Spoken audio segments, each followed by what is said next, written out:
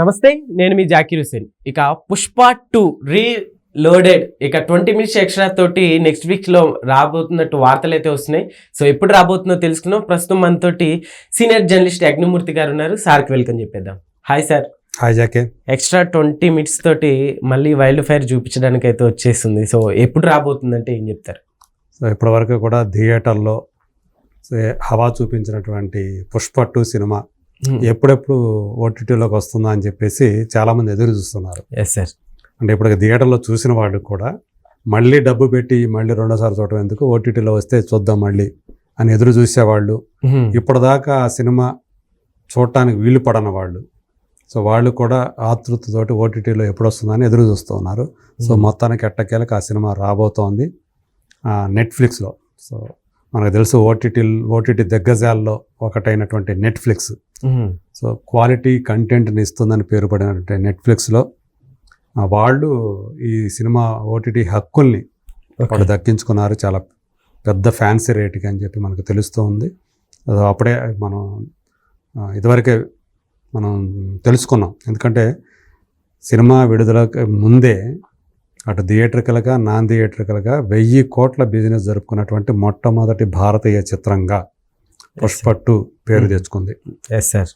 So అందులో 460 కోట్లు 440 కోట్లు డిజిటల్ రైట్స్ దానివి.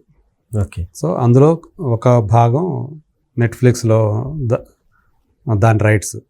సో ప్రస్తుతం అయితే ఇప్పుడు జనవరి 30వ తేదీ, అంటే ఈ నెల 30వ తేదీ, ఇవాళ మనం ఇది మాట్లాడుకుంటుంది 27, అంటే మధ్యలో 2 రోజులే గ్యాప్ ఉంది. నెట్ఫ్లిక్స్లో రాబోతూ ఉంది. ఇది మీరు అన్నట్టు మనకు తెలుసు 2 వర్షన్స్ రిలీజ్ అయినాయని. ఒకటేమో ఫస్ట్ 3 hours 20 minutes డ్యూరేషన్ తోటి ఫస్ట్ సినిమాని రిలీజ్ చేశారు. ఓకే. ఆ తర్వాత జనవరి 17వ తేదీన రీలోడెడ్ వర్షన్ అని చెప్పేసి మళ్ళీ, అంటే 20 నిమిషాల ఫుటేజ్ అదనంగా కలిపి, అంటే అప్పుడు ఏమైంది 3 గంటల 40 నిమిషాల డ్యూరేషన్ అయింది. దాన్ని రిలీజ్ చేశారు. అంటే జత చేసి మళ్ళీ అక్కడి నుంచి మనకు థియేటర్లో ప్రదర్శిస్తూ వస్తున్నారు. సో ఇప్పుడు ఆ రీలోడెడ్ వర్షన్ ఏదైతే ఉందో 3 గంటల 40 నిమిషాల సినిమా, దాన్ని ఇప్పుడు నెట్ఫ్లిక్స్లో రేపటి నుంచి, అంటే 30వ తేదీ నుంచి స్ట్రీమింగ్ చేయబోతూ ఉన్నారు.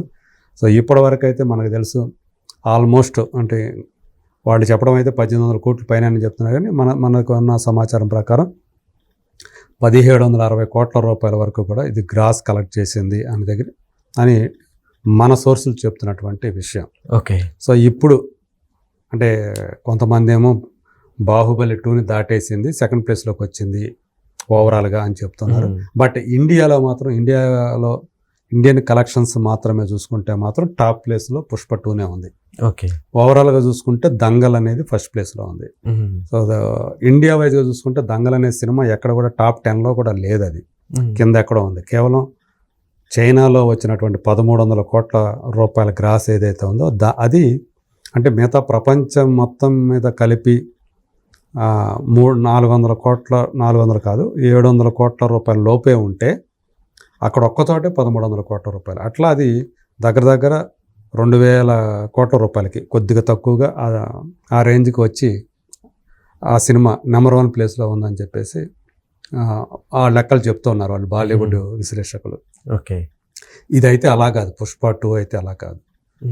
అది ఎక్కడ బయట ఇంకా, అంటే జపనీస్ భాషలో కానీ చైనీస్ భాషలో కానీ ఇంకా రిలీజ్ కాల.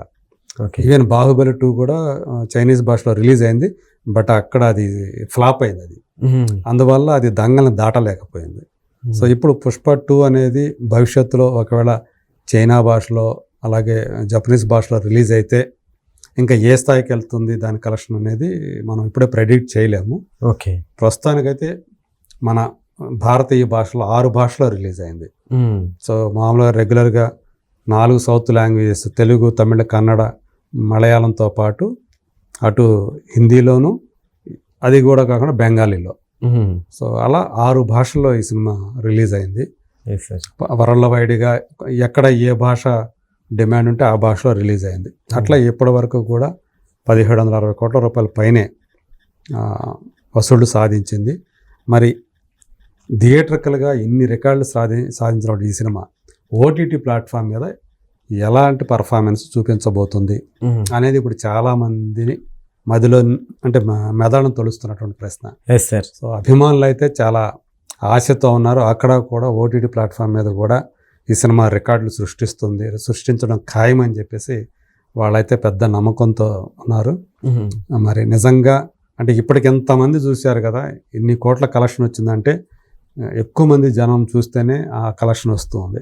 మరి ఓటీటీకి వచ్చిన తర్వాత మరి ఆ స్థాయిలో చూస్తారా అనే సందేహాలు అయితే కొంతమంది వ్యక్తం చేస్తూ ఉన్నారు. Okay. So Pushpa 1 OTT platform మీద బ్లాక్ బస్టర్ అయింది. సో ఇప్పుడు దాన్ని దృష్టిలో పెట్టుకుంటే పుష్ప 2 కూడా బ్లాక్ బస్టర్ అవుతుంది అనేది చాలామంది నమ్ముతూ ఉన్నారు. మేబీ నేను అనుకోవటం ఏంటంటే థియేట్రికల్గా ఎంత కలెక్షన్ సాధించినప్పటికీ కూడా తమిళనాడులో అలాగే కేరళలో ఫ్లాప్ అయింది పుష్ప 2. సో అక్కడ కూడా 5-6 భాషల్లో రిలీజ్ చేయబోతున్నారు ఓటీటీలో కూడా. మరి అక్కడ ఏ భాషలో ఎక్కువ మంది చూస్తారు అనేది, అంటే ఎంత డ్యూరేషన్ ఆ సినిమాని చూస్తారు అనేది కూడా మనకు తెలుసు కదా. ఎన్ని గంటలు చూస్తారనే దాని మీద, ఎన్ని నిమిషాలు చూస్తారనే దాని మీదే దాని యొక్క కౌంటింగ్ అనేది ఆధారపడి ఉంటుంది. వాళ్ళకు కూడా నెట్ఫ్లిక్స్ వాళ్ళకు కూడా ఆ ఇన్కమ్ అనేది ఆధారపడి ఉంటుంది.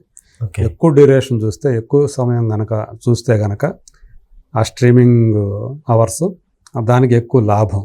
మరి వాళ్ళు దాని మీద పెట్టినటువంటి ఆల్మోస్ట్ 220 కోట్లు ఎంత పెట్టారనుకుంటాను ఇది ఈ స్ట్రీమింగ్ కోసం. మరి అంత డబ్బు వాళ్ళకి దీని మీద వస్తుందా లేదా అనేది మరి వేచి చూడాల్సిన విషయం. పుష్పరాజ్ మేనియా థియేటర్లో మనం చూసాం. మరి అట్లాగే నెట్ఫ్లిక్స్ వేదికగా కూడా అది కనిపిస్తుందా లేదా అనేది మనం రాబోయే రోజుల్లో చూస్తాం. సో 30వ తేదీ అయితే మొదలు కాబోతుంది స్ట్రీమింగ్. వన్స్ అక్కడ స్ట్రీమింగ్ మొదలైందంటే ఇక థియేట్రికల్ రన్ పూర్తయిపోతుంది. ఇక ఇక్కడ చూసే వాళ్ళు కూడా ఇంకా బాగా తక్కువైపోతారు. అంటే ఇప్పటికే బాగా తగ్గిపోయారు థియేటర్లో చూసే వాళ్ళ సంఖ్య. సో ఆల్మోస్ట్ రన్ అనేది థియేటర్లో కంప్లీట్ అయిపోతుంది.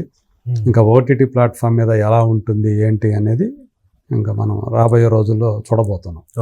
Okay sir, thank you.